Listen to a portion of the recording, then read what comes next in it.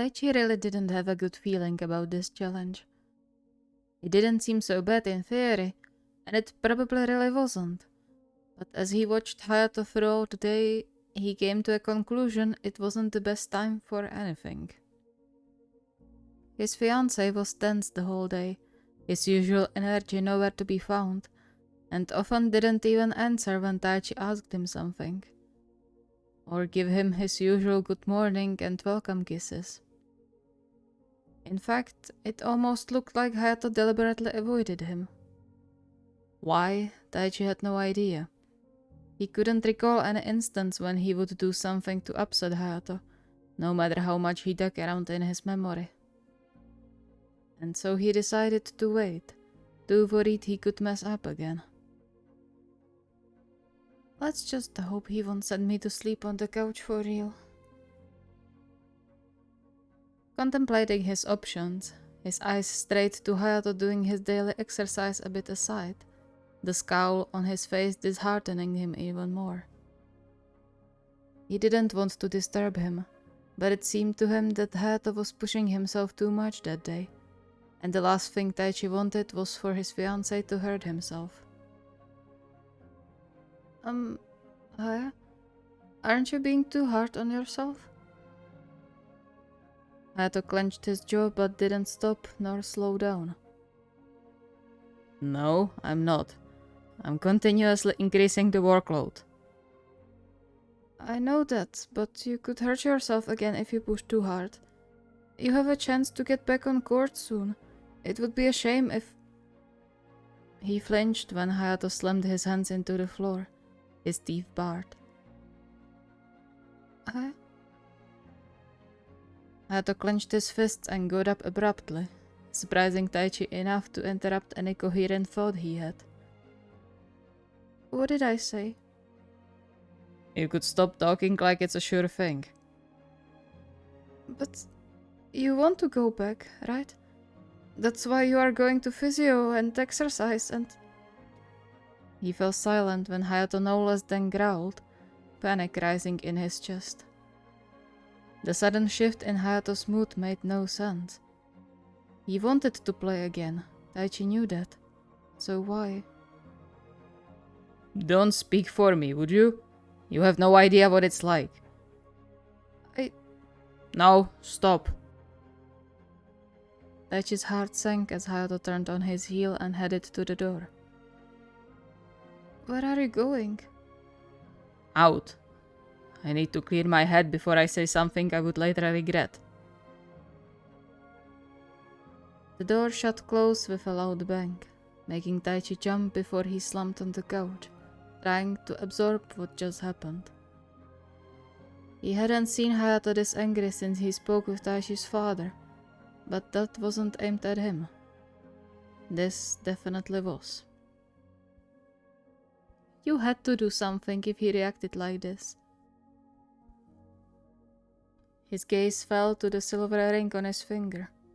He brought it to his lips, sending a silent prayer to any god that was listening to make it not be anything serious. They could deal with minor issues. Their relationship wasn't without bumps, but they always made it work. They could deal with this too, right? Sighing, he got up to at least start preparing something to eat for them when Hayato would return. The steady work soon eased the tension settled on his mind, but he still had to stop a few times to take a deep breath and blink away the mist from his eyes. He just hoped Hayato would be alright on his own. He has his phone, and he's an adult. He will be fine. Hopefully. He was almost done with dinner when he heard the door open again. He suppressed the urge to drop everything and rush to his fiancée to make sure he was okay, and instead stayed where he was with his back turned to the hallway. If Hayato wanted to talk, he would come to him. Die. His breath hitched. Kitchen. For a moment, nothing happened, and then a pair of strong arms wrapped around his waist from behind, startling him. He hesitantly covered Hayato's hand with his, surprised by how cold his skin was. Are you better? Hayato sighed against his back. I suppose. I'm sorry, love. It's okay. Don't worry about it.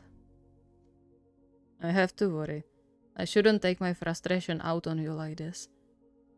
I went out because I didn't want to yell at you for something that's not your fault, but I still hurt you. Don't say I didn't. I know for sure you spent the last half an hour agonizing over what you did wrong. He tightened his embrace. I'm sorry, sweetheart. Can I do something for you so you'll forgive me? Will you tell me what happened? Hayato sighed.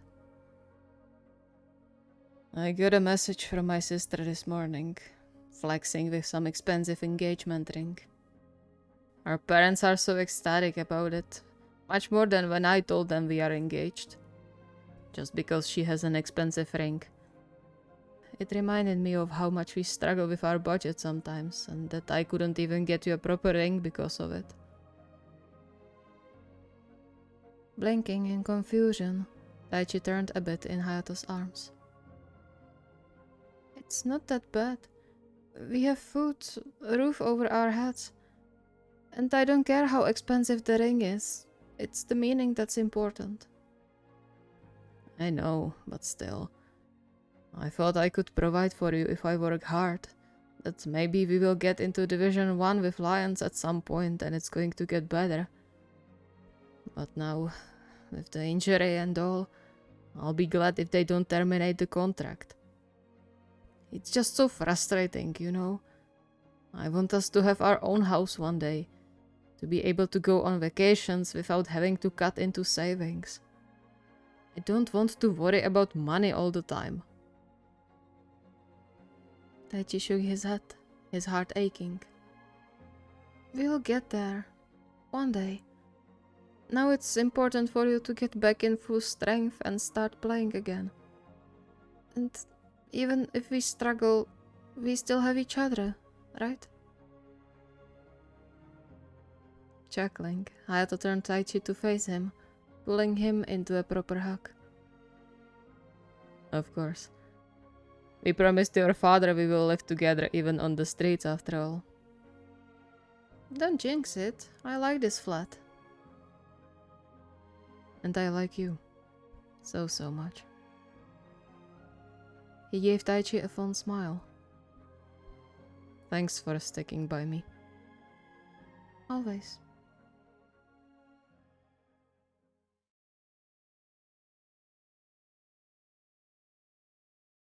Ken, where did my chocolate go? Kyotani raised his eyebrow at him. How am I supposed to know? I didn't even know your chocolate had legs to go somewhere. Haha, very funny. Kyouhaba rolled his eyes and closed the cupboard, disgruntled by the mysterious loss of his sweets. He intentionally kept them hidden for emergencies, but as of lately, all his carefully collected sweets started to disappear, even from his other secret stash. Well, apparently not so secret now. He was sure Kyotani was the culprit, but he didn't have any proof. Or motive. He had never seen his fiancée eat chocolate beside his protein bars. In fact, he was quite sure Kyotani hated chocolate to his very core. So why would it suddenly change? You know that confession is an extenuating circumstance, right? I have nothing to confess to. He seemed absolutely unbothered by the critical situation, which disgruntled Kyouhaba even more. Lying will just make it worse for you. What exactly? The only punishment you can think of is not talking to me. And then you break it because you can't stay quiet for more than 2 hours. Kyouhaba gasped, offended. How dare you? I'm perfectly capable of not talking to you for much longer than a day, you chocolate thief. Strong words. Kentaro! Sighing, Kyotani put down the book he was reading before he turned to him. Why do you even care so much? We can just go to a store and buy you more. It's just a few chocolate bars. It's not about that. He grumbled under his breath. It wasn't really the loss of chocolate that bothered him. It was the principle and reason. He quickly shook his head to chase the doubts away.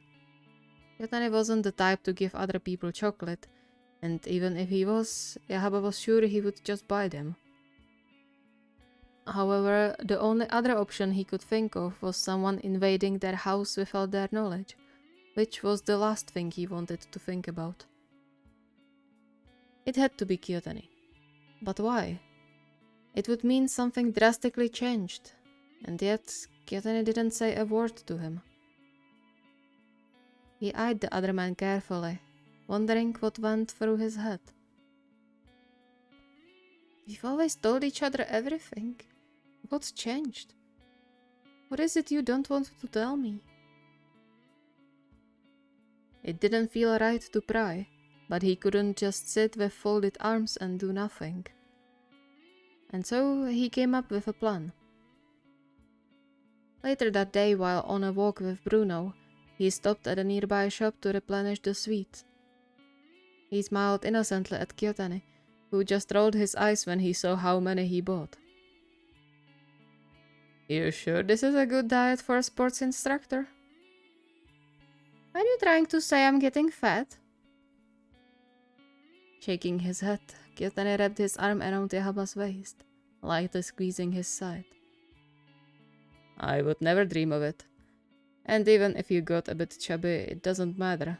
You would still be the prettiest person I know. Kyouhaba blushed. Sweet talker. Just saying the truth. I'll just have to work out more so I could still carry you around when you need it. Kyouhaba blushed even harder as he leaned into Kyotani's side, almost forgetting the reason why he bought the chocolate in the first place. Almost. A sudden motion snapped him out of the shallow slumber he finally managed to fall in. It wasn't anything harsh, but since he fell asleep snuggled in Kyotani's arms, he could feel his fiancée's every movement. Like now. He managed to keep his breathing even and not move as the arms around him disappeared, and the mattress rose as Kyotani got up from the bed.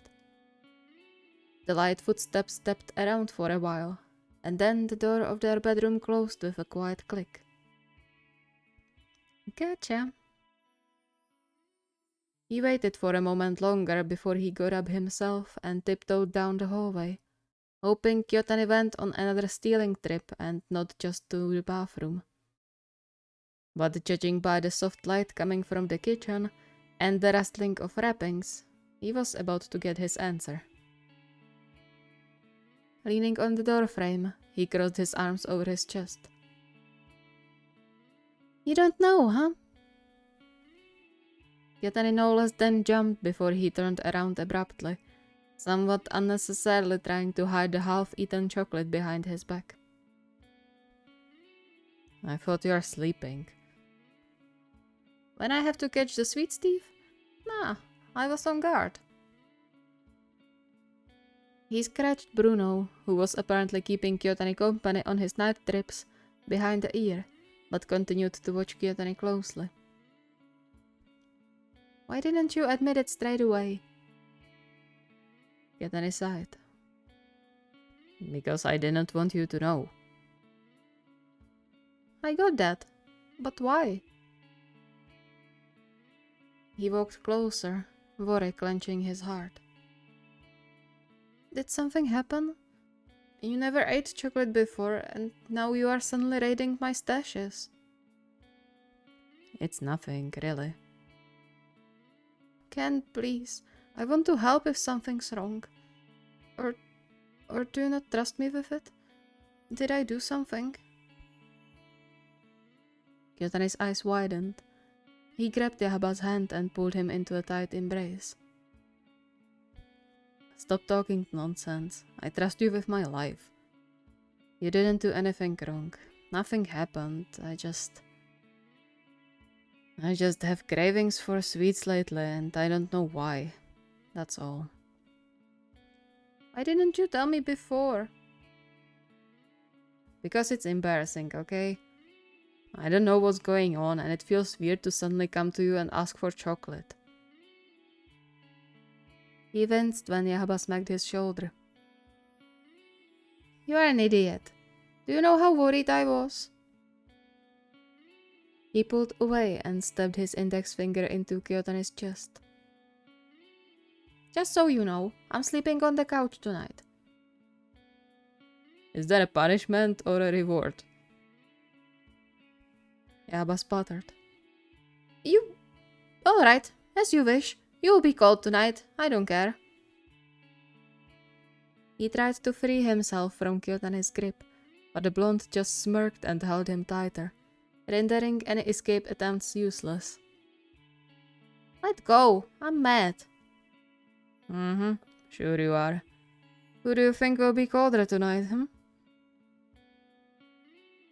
Grumbling, Kyouhaba stopped struggling and instead leaned into the hug, enjoying the warmth of Kyotani's body. He was right after all. Fine, but next time you will tell me, even if you think it's stupid, because I'm not losing sleep worrying again. Is that clear? Kyotani snorted a short laugh and leaned in for a kiss. Very clear. I'm sorry for worrying you. It wasn't my intention. Give me my chocolate back and I might forgive you. Rolling his eyes, Kyotani kissed him again. Relief washed over Kyouhaba as he sighed contentedly into the kiss. He just had to find a new place for a stash.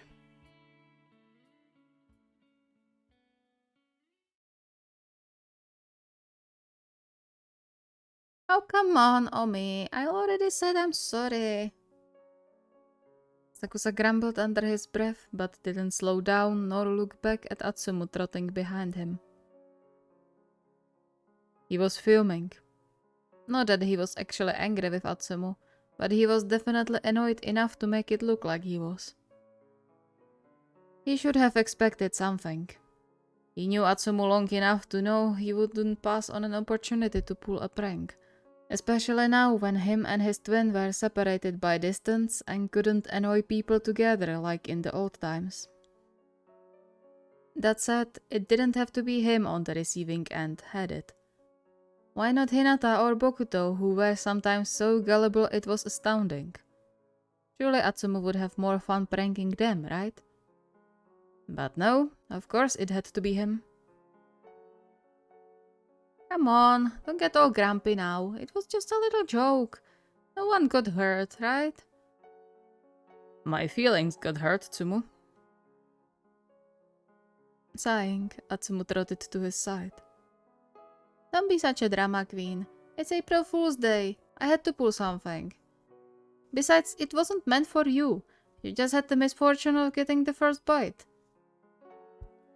Sakusa shot him a scorching glare, suppressing a shiver when he recalled the nasty taste of mustard and toothpaste on his tongue. He could bet his left hand the twins were on this together.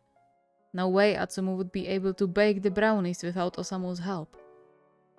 He already sent a warning text to Suna, hoping at least someone would be spared.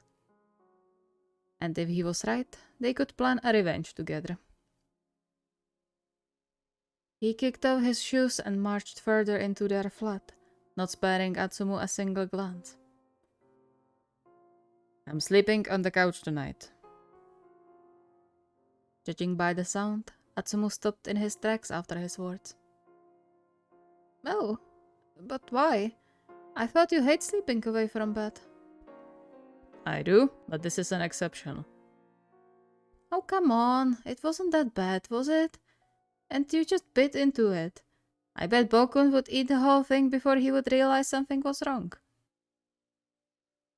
Sakusa raised its eyebrow. And that's supposed to be comforting? Well, it could have been worse. Remember how I told you about that one prank we did with Samu in our first year?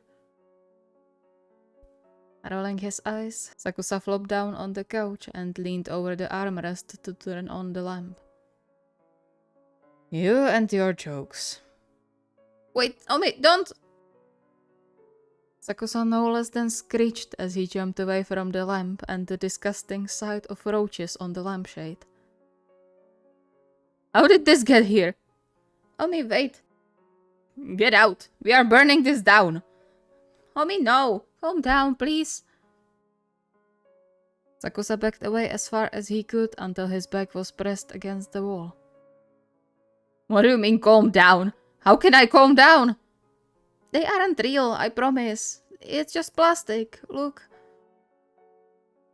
Sakusa cringed when Atsumu reached under the lampshade and took one of the roaches into his hand. He stayed a few steps away from Sakusa, showing him the roach. From a closer look, definitely plastic. It took a few moments of heavy breathing before Sakusa could think clearly again. He then narrowed his eyes at Atsumu, who was now watching him nervously, turning the roach in his hands. Atsumu? Sorry? I kinda forgot about this. Sakusa clenched his jaw and stormed towards their bedroom, grabbed Atsumu's pillow and blanket and threw them into the surprised blonde's arms. Fine, change of plans. You are sleeping on the couch. But... No. Out! He turned away, mostly to prevent himself from falling for Atsumu's puppy eyes that were sure to come soon, and busied himself with making the bed. Unbelievable. He heard Atsumu shuffle his foot on the floor and turned to him with a raised eyebrow. You should get your bed prepared. Atsumu whined quietly. But Omi, who's going to set for you if I get a backache?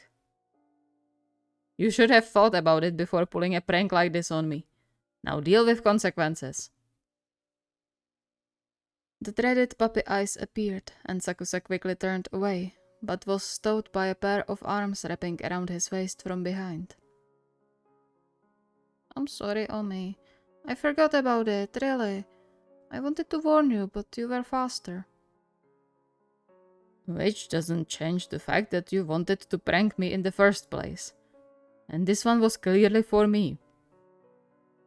He shivered. Why roaches, Tsumu? Of all things, why the worst one? Okay, yeah, that was a bit much, I admit. I wanted to get the best possible reaction, but yeah, that crossed the line. I'm sorry, really. Can you forgive me? Sakusa sighed, inwardly cursing his overly soft heart.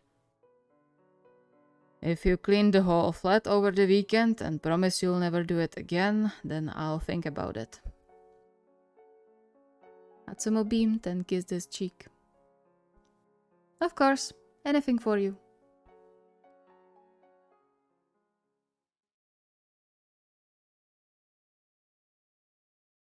Suffering through a horrible case of a headache, Goshiki slumped on the couch, rubbing his eyes to hopefully soothe the pounding in his skull. He didn't know why he agreed to the challenge in the first place when he couldn't even do it properly. And even if he could, doing anything resembling a challenge could easily end up as disaster. He and Kogane hadn't seen each other for more than a few minutes and said merely 2 sentences to each other a day during the last week.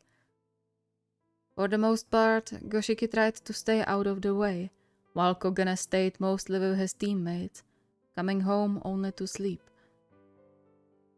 Goshiki understood and didn't say anything about it, even when his heart shattered in 2 pieces whenever his boyfriend walked around without even looking at him.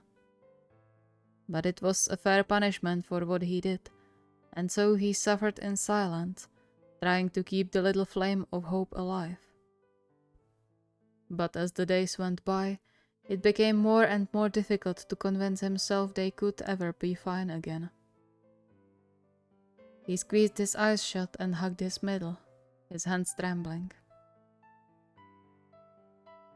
Maybe we should just call it off. I shouldn't hold him back where he doesn't want to be. It's not fair to him.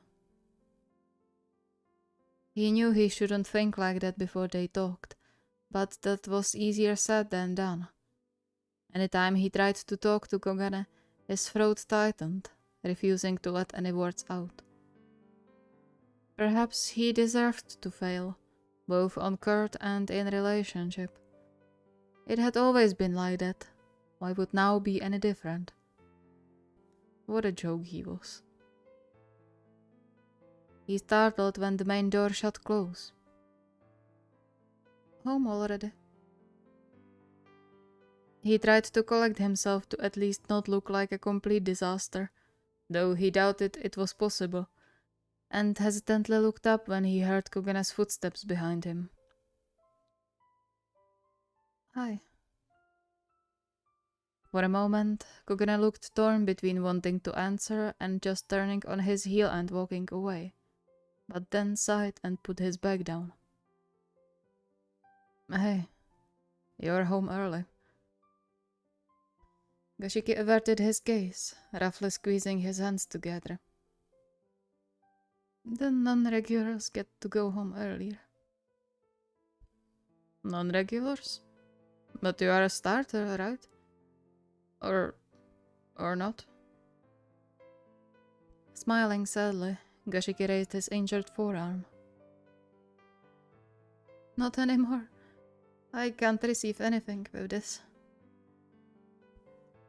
He managed to do quite a lot of damage to his skin and flesh with just his nails, enough for the doctor to forbid him from playing for now. He hadn't mentioned it to Kogane before, finding no reason to bother his boyfriend with it. So they set me on the bench. Oh, sorry, I didn't know. It's fine. Only the best players are supposed to be starters, right? I failed to be that, so it's only fair. Silence settled in the flat. Goshiki bit his lip, trying to contain all the emotions swirling in his chest. Perhaps he really should just throw himself on his knees and beg for forgiveness. He had nothing to lose at this point. Kogane already saw how pathetic he was. Seeing him as pathetic and desperate wouldn't do more harm. Tsutomu. His eyes snapped back up, his heart aching over hearing his full name. Yeah. I think we should talk. About everything. Goshiki nodded, panic constricting his breathing. This was it.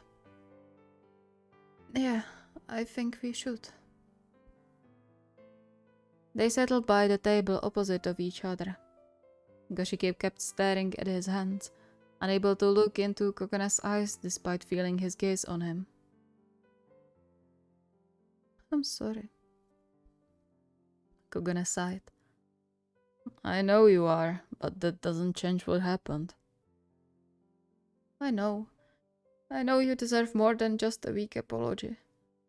I don't think I can explain well enough for you to forgive me. Right. I'm listening. Taking a deep breath, Goshiki clenched his hands, hissing quietly when the injured muscles contracted. We have a new guy on the team. He is good, like crazy good. Plays the same position as me and is just so much better at everything. I was scared I'll get replaced because that's why I was staying late at practices. So you were overworking yourself? Goshiki flinched. I suppose I was. It was the only thing I could think about. How I'll get replaced because I failed to play well enough again. I couldn't fail again. so I went to ask him how he's so good. He told me he doesn't have any distractions in his life. No family or partner. He's just constricted. He was just quoting, but he still felt like shit when repeating the words. The sight of the broken look in Kogana's eyes still firmly engraved in his mind. I couldn't stop thinking about it, and then you sent all those messages and asked all the questions that reminded me of how much I was failing, and I just snapped. I know you meant well, and that I was trying so hard not to fail on court that I didn't notice I was already failing you. He finally managed to look up. I'm sorry for what I said. I know it's not enough, and I don't blame you for being mad at me. I would understand if you didn't give me another chance. It's fair if you want. I deserve it. No one should treat their partner like this. The silence that settled after his words stretched, making him squirm on the chair. He dug his nails into his palm, pressure building behind his eyes. Of course Kogana didn't care about his excuses. What did he expect? He flinched when a much bigger hand covered his, stopping the assault of his palm. His vision blurred. I'm sorry. The grip on his hand tightened, making him realize how much he was trembling. I know. I think I should apologize too, for being obnoxious when you told me to stop. You aren't... Wait, let me speak. I should have known you had a reason for being distant. I'm not saying it would make sense to me if you explained it at that moment, but it made sense to you and I should have listened. He ran his fingers over Goshike's bandaged forearm. Maybe if I did, you wouldn't have hurt yourself so badly. Kanji. Kogana gave him a soft smile, an unusual sight on his face. I hate to see you hurting, from your thoughts or yourself. I still love you too. Nothing changed on that. Yoshike's heart skipped a beat. Does that mean you aren't leaving? I'm not. Though that doesn't mean I forgot everything. That's fair. I'm just happy I can make things better again. He wiped his eyes before his gaze strayed to the couch. I should probably go prepare my bed, right? I'm still sleeping on the couch. He got up, but the grip on his hand stopped him. Wait, you don't have to. You mean? We can't give your coach more reasons to keep you off the court. Goshike wanted to cry, this time from relief. Alright, I'll carry the things to my bedroom then. He paused. I love you too. You mean just as much to me as volleyball. I'm sorry I didn't make that clear before. This time, Kogana gave him one of his usual derpy smiles he loved so much. Good to know.